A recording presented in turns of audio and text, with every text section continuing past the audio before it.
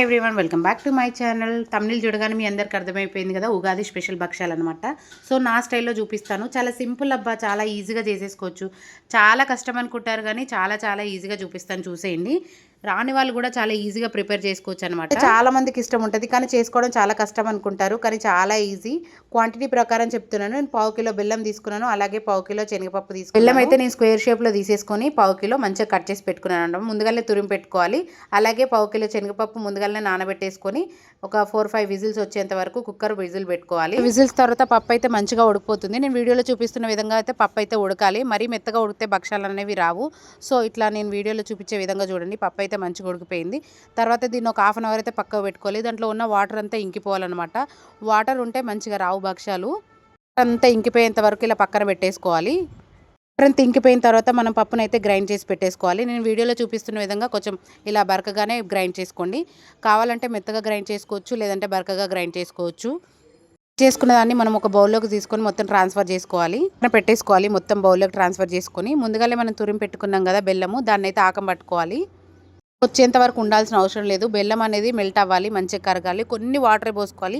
మరీ ఎక్కువ వాటర్ పోసుకుంటే వాటర్ పోసుకోవడం వల్ల పిండి అనేది చాలా పలసగా అయిపోతుంది. సో మనకు భక్షాలు చేయడానికి ఈజీగా ఉండదు, చాలా టైం పడుతుంది. సో అందుకే కొన్ని వాటర్ పోసుకొని ఇలా మనం ముందుగానే గ్రైండ్ చేసి పెట్టుకున్నాం కదా పప్పు, అదంతా వేసేసుకోవాలి. వేసి ఒక 5 మినిట్స్ అయితే కలుపుతూనే ఉండాలి. ఇదంతా ప్రాసెస్ లో ఫ్లేమ్లోనే చేయాలి. ఇలా చూపిస్తున్న విధంగా చేయండి, చాలా బాగుంటుంది. చూస్తున్నారు కదా, ఇలా వేస్తూ కొంచెం కొంచెంగా వేస్తూ కలుపుకోవాలన్నమాట. అది భక్షాల పిండి ఎలా వస్తుంది, కొంచెం గట్టిగా ఎంతవరకు కలుపుతానే ఉండాలన్నమాట. టేస్ట్ బాగుంటుంది. నేను ఇందులో యాలకుల పొడి వేసాను కానీ వీడియో తీయడం మర్చిపోయాను. సో యాలకుల పొడి అయితే యాడ్ చేయండి. ఇంకా చూసారు కదా, ఇదైతే చాలా బాగా వచ్చింది. మనకి కలిపే ప్రాసెస్లోకి వెళ్ళిపోదాం, వచ్చేసేయండి. అయితే 3 కప్పుల మైదా పిండి అయితే తీసుకున్నాను. ఒక చిటికెడు సాల్ట్ అయితే యాడ్ చేశాను అనమాట. పిండిని ఫస్ట్ మొత్తం ఇలా అరచేతితో కలపకూడదు, మామూలుగా వేళ్ళ పైననే కలపాలి. అప్పుడే పిండి సాఫ్ట్గా వస్తుంది. చూస్తున్నారు కదా, వీడియోలో చూపించే విధంగా కలుపుకోండి. వాటర్ కొంచెం కొంచెం యాడ్ చేస్తూ కలుపుతూ ఉండాలి. వాటర్ ఎక్కువైతే మళ్ళీ కొంచెం ఇది అవుతుంది. సో ఇలా పిండి కలిపిన తర్వాత ఒక 10-15 మినిట్స్ అయితే పక్కన పెట్టేసేయాలి, ఒక క్లాత్ కప్పేసి. కప్పిన తర్వాత చూసారు కదా, చాలా సాఫ్ట్ ఇలా చిన్న ముద్దలా తీసుకొని మనం ముందుగానే తీసి పెట్టుకున్నాం కదా, ఇలా ఉండలుగా చుట్టేసుకొని అందులో కవర్ అయితే తీసుకొని దానికి ఆయిల్ పెట్టి ఇలా పూర్ణం పెట్టేసుకొని ప్రెస్ చేస్తూ ఉండాలి, మంచిగా వస్తుంది.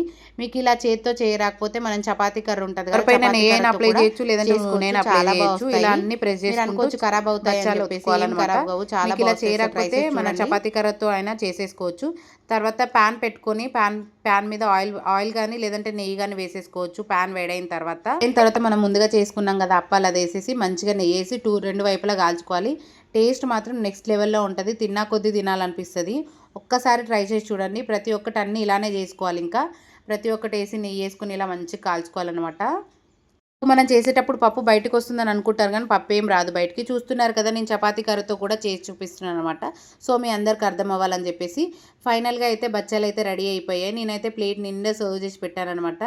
మా వాళ్ళు అయితే నేను చేసే బచ్చాల కోసం మస్తు ఇష్టపడతారు. అట్లుంటాయి, చాలా చాలా బాగుంటాయి. కావాలంటే ఇంకా సన్నగా కూడా చేసుకోవచ్చు. ఫైనల్గా ఉగాది స్పెషల్ బచ్చాలు ఇవన్నమాట. సో వీడియో చూసి సింపుల్గా చేసేసుకోండి.